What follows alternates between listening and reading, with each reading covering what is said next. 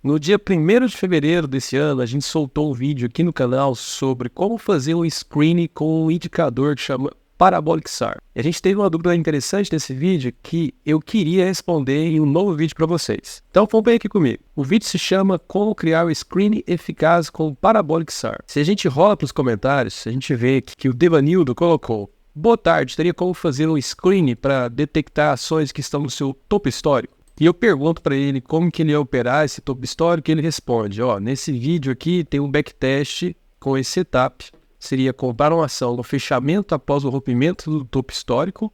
No backtest parece bem interessante, mas não consegui fazer o screening para detectar ações que estão no seu topo histórico. No Profit Pro, que é aquela plataforma que a gente faz as análises técnicas aqui do canal, não vai existir uma forma tão direta de a gente encontrar o topo histórico. Mas eu consigo pensar em algumas outras formas que a gente consegue chegar num valor muito próximo do topo histórico.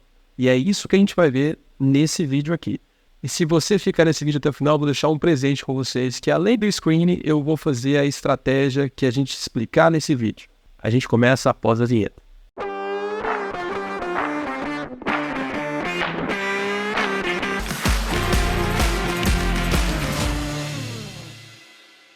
No Profit, a gente não vai ter, então, um indicador que mostra o topo histórico. A gente tem um outro indicador que é o Highest, que ele traz a máxima dos últimos X períodos. Então, se a gente utilizar um período muito longo, como, por exemplo, 200 períodos, a gente vai conseguir capturar qual que é a máxima dos últimos 200 períodos e a gente pode utilizar isso como se fosse o topo histórico. Vamos então para o Profit para a gente conferir esse indicador. Aqui na tela nós temos o Profit Pro, está no gráfico diário do papel que chama Ibovespa. Se a gente clica com o botão direito e inserir o indicador, podemos procurar aqui Highest, que é a tradução em inglês para as máximas. Se a gente inserir isso aqui no nosso gráfico, clicando com o botão OK, ele aparece aqui.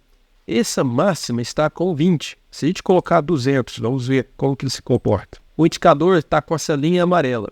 Reparem que a linha mais à direita, ela está pegando os últimos 200 dias e pegando a máxima desses últimos 200 candles.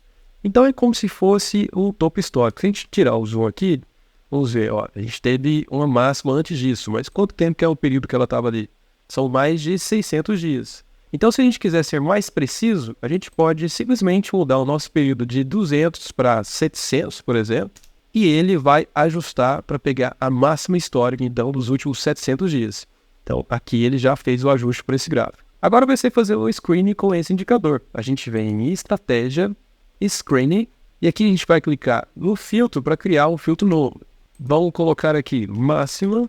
E qual que vai ser a ideia? A gente vai querer que quando o candle ele furar esse indicador da máxima, ele nos avise. Então, nós vamos colocar aqui a máxima do candle. Clicando em editar, cotação, aqui nós podemos pegar todos os parâmetros de um candle, vamos pegar aqui a máxima, clicar com o botão OK. Vamos colocar aqui quando essa máxima estiver maior ou igual do que aquele indicador do Highest. Então vamos procurar ele aqui, clicando em mais, clicando em indicador, procurando o Highest. Clicando com o botão OK, os parâmetros que a gente entrega para ele é qual parâmetro do candle, nesse caso foi a máxima. Aqui está simplesmente em inglês, mas eu poderia colocar a máxima aqui também. E qual que é o período. Nesse caso, a gente viu que aparentemente funcionou melhor, principalmente para o gráfico do Bovespa, acima de 600. Então vamos colocar aqui o mesmo parâmetro, 700 aqui, e clicar com o botão OK. Ele pede para você confirmar. E aqui a gente já consegue rodar, então, esse indicador e verificar quais são os papéis que estão acima do seu topo histórico. Eu vou ajustar as telas aqui e a gente já confere 3 papéis. A gente vê que esse papel realmente ele acabou de furar a sua máxima histórica aqui. Vou tirar o zoom para a gente conferir se tem algum ponto anterior. A gente vê que realmente a máxima histórica dele está aqui em cima, em 26. Mas está muito mais do que 700 períodos. Então aqui é algo a se avaliar se vale a pena utilizar uma máxima menor ou realmente tem que ser a máxima histórica do papel. Vamos ver o próximo? STBP3. STBP3 ele já rompeu a máxima aqui há mais ou menos 8 dias atrás. Se a gente tira o zoom, a gente confere que realmente é a máxima histórica. Então, nesse caso, o papel já está mais à frente. O terceiro papel, aqui também aparentemente não é a máxima histórica do papel, que é em 35, mas a gente vê que ele ultrapassou aqui a máxima dos últimos 600 períodos. Então aqui está um artifício para a gente conseguir identificar a máxima do papel. E como eu coloquei para vocês, eu preparei aqui, a gente consegue acessar o editor estratégia aqui em estratégia na terceira opção. Quando eu abrir essa janela, eu clico em novo e eu já deixei o código preditado para nos facilitar. Basicamente aqui a gente está operando um caixa de 10.000, algumas variáveis que eu criei. Aqui a gente tem o indicador do highest, eu salvei ele numa variável que eu chamei de topo. E a saída nossa eu estou colocando pelo stop até de 20, então eu chamei de STP. Basicamente, nesse código, a gente geralmente escreve a saída primeiro, depois a entrada. Então, a minha saída vai ser quando o candle ele fechar abaixo do meu stop ATR. Fez o fechamento, eu simplesmente liquido a minha posição. E a minha entrada vai ser quando a máxima, no caso do candle anterior, ele for superior ou igual ao topo histórico, porque eu salvei na variável topo e aí do candle anterior. Por quê? Quando eu for fazer a abertura, eu vou comprar, na verdade, a abertura do candle seguinte. Poderia, inclusive, como eu coloquei alertas aqui, a gente vai ver que a minha entrada vai ficar na cor roxinha e a minha saída vai ficar numa cor meio azulada. E esse código aqui de alerta ele é interessante também, porque se eu colocar isso aqui em algum papel, quando der a minha entrada, o meu profit aqui ele vai apitar e me ajuda bastante.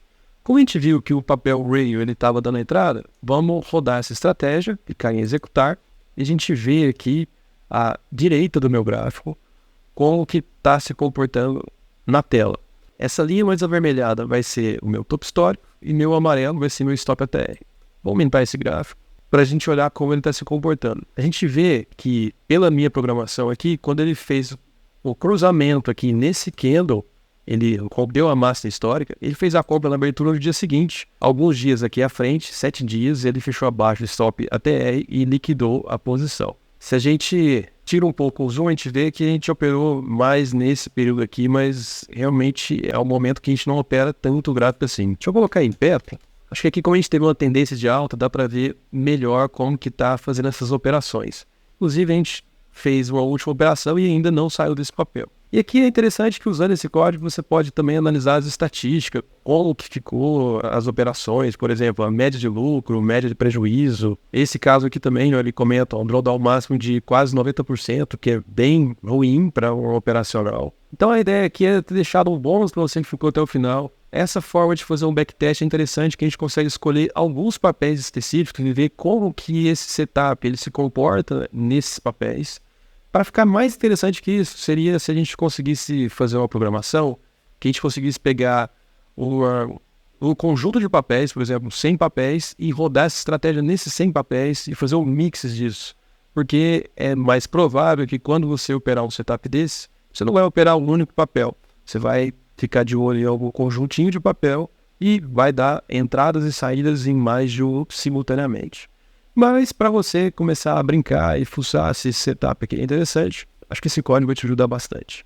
Se você gostou, deixa o like, deixa os comentários se ficou alguma dúvida. Como você viu, esse é o vídeo que a gente está respondendo uma dúvida aqui no canal. A gente fica bem feliz em receber as demandas de vocês. Eu espero que vocês tenham gostado e nos vemos na próxima.